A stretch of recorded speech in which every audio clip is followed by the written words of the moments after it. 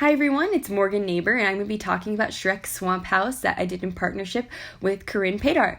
So first of all, our theme is based off of the movie Shrek, which we love so much because it's so fun and it has a great soundtrack and it's just awesome. So as you can see, the first room in the house on the upper floor is the bedroom. So this is Shrek and Fiona's room. They have a nice bed and 2 lights and a beautiful painting on the wall. It's very cozy, and the lights really help them see in the nighttime. And then on the other room on top is the dance party room where Shrek and all of his friends like to party all night. It's great for entertaining. The background is very colorful and the lights are colorful as well, which adds a disco feel. And then the other room is a fire room where we can see Donkey's wife. She's a dragon. She's just chilling by the fire, which is really helpful during those long winter nights. And lastly, we have Shrek's outhouse, which he's currently using, as you can see, and he nicely turned on the light that we put for him in there, so when his late night bowel movements can easily be seen. So now I'm going to start talking about the path of energy. So the house is powered by one 9-volt battery. Now this is the voltage source. And as you can see from the diagram, the house is powered on 1 parallel circuit and 1 series circuit. On the series circuit, there are 4 light bulbs, and on the parallel circuit, there are 2 light bulbs. So in order to construct this whole thing for the wiring, we started by poking holes for the lights and figured out where we wanted all our lights to go. And then we poked holes for the 2 light switches and set those up. And then we started working with the wiring. And basically for the wiring, we cut light bulbs off and then stripped a 1/4 inch on each side. Well, this one we kept a whole string because there was no need to strip it. And then we connected extra wiring.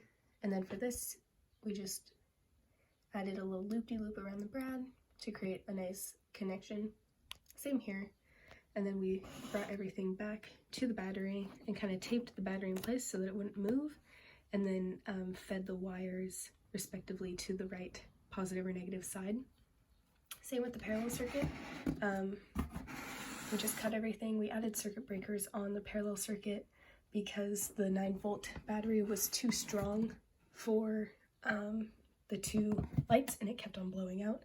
So we just added little circuit breakers that happened to already be on the line.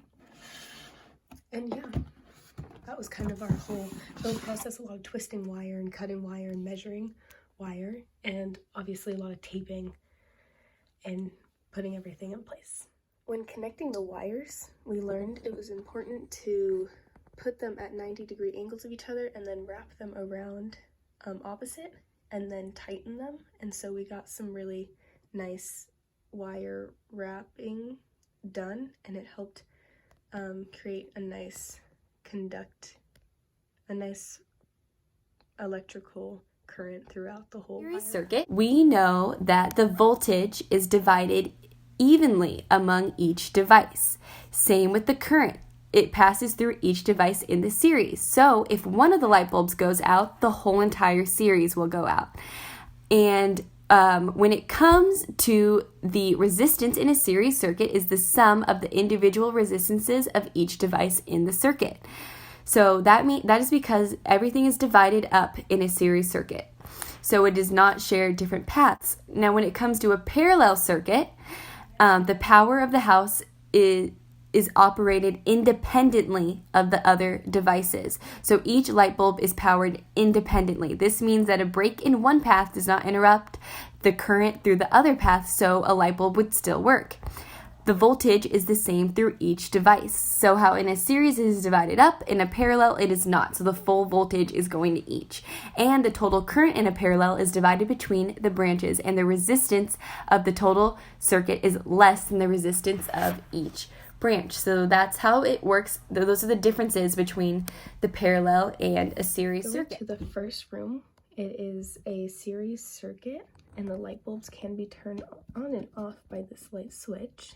And going to describe the light switch, it is 2 metal brads and a paper clip, and the paper clip, once it has contact with both of the metal brads, it allows an electric current to flow through it.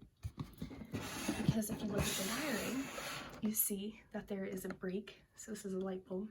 There's a break in the wiring, and so that metal paper clip kind of does create a current to pass along through the whole system.